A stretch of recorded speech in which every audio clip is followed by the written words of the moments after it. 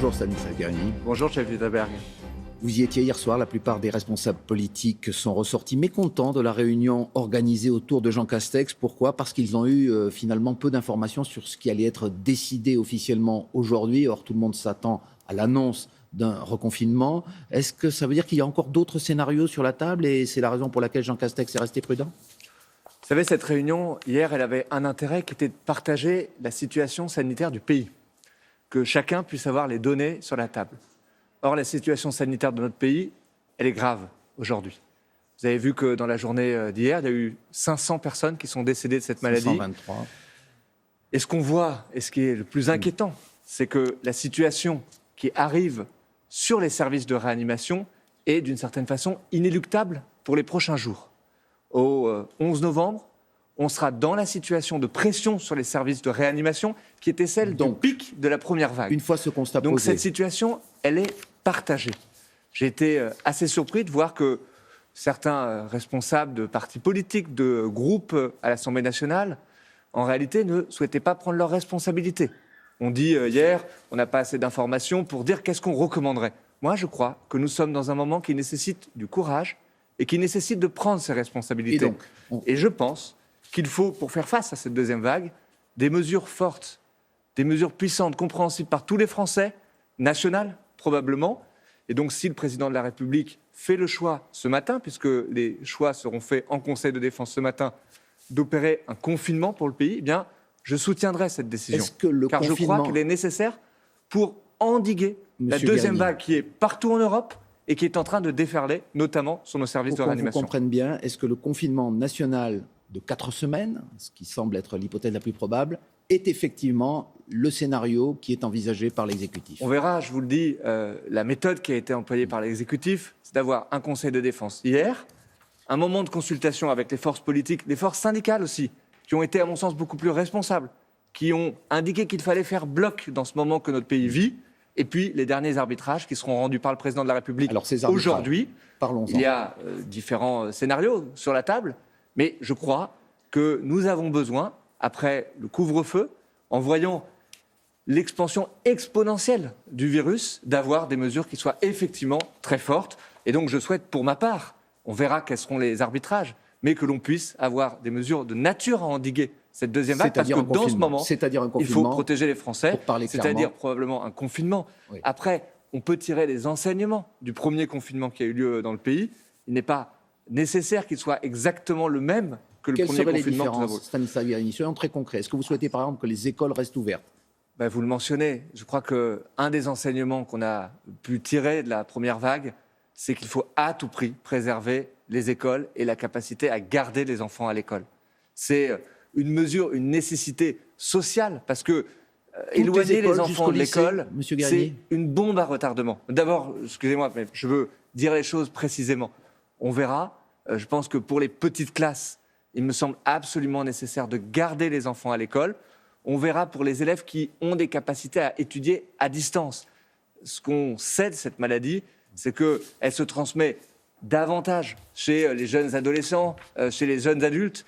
Et ces publics-là ont plus de capacité peut-être à pouvoir étudier à distance. Donc, c'est ce qu'il faut regarder aujourd'hui autour du ministre de l'Éducation nationale. Autre question concrète, les commerces doivent-ils rester ouverts selon vous, M. Guerini ? Je crois que c'est une des questions les plus compliquées. Ça devra être un des arbitrages. Ces commerces de première nécessité, on doit les garder. C'est évident. Les gens doivent pouvoir faire leurs courses si jamais c'est le choix du confinement qui est effectué.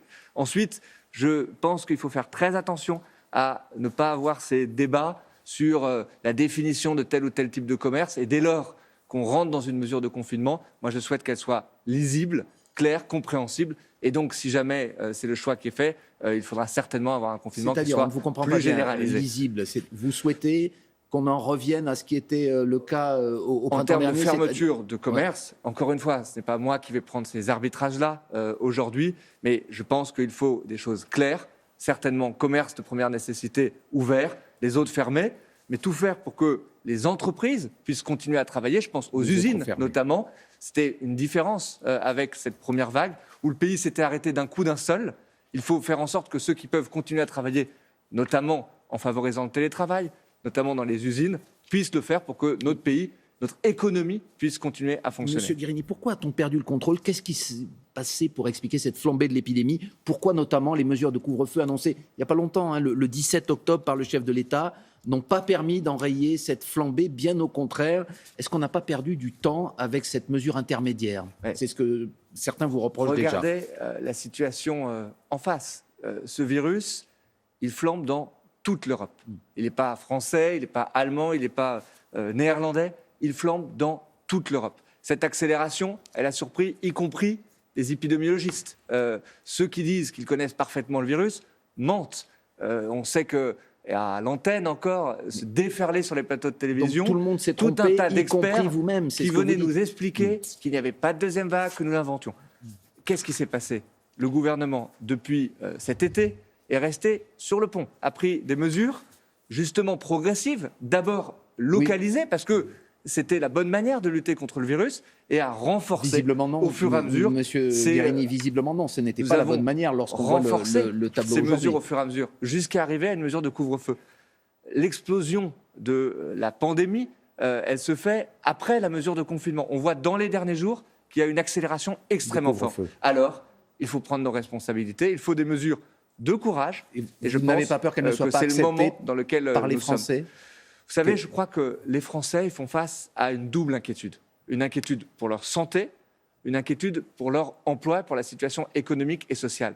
Dans ce moment, il faut les protéger. Et nous avons une ligne, nous n'avons jamais dérogé de cette ligne, c'est la santé avant l'économie. Nous allons continuer à agir de cette façon-là. Il nous reste une minute pour aborder une autre grave question, celle du séparatisme. 12 jours après l'assassinat de Samuel Paty, le gouvernement multiplie les actions, les promesses de suppression, plutôt de dissolution d'associations notamment. J'imagine que vous l'y encouragez aujourd'hui. Vous êtes pour une ligne ferme alors que la colère gronde dans le monde musulman, on l'entendait dans le journal. Vous voyez, on voit bien face à quelle menace notre pays fait face aujourd'hui. Nous parlions de la menace sanitaire. Il y a aussi une menace de l'islamisme, de l'islam politique contre lequel on doit lutter. Moi, je suis favorable à ce qu'on se donne aujourd'hui tous les moyens pour pouvoir lutter contre l'islam politique. Vous l'avez mentionné sur des dissolutions d'associations. Je crois qu'il faut aussi aller plus loin sur la régulation des réseaux sociaux.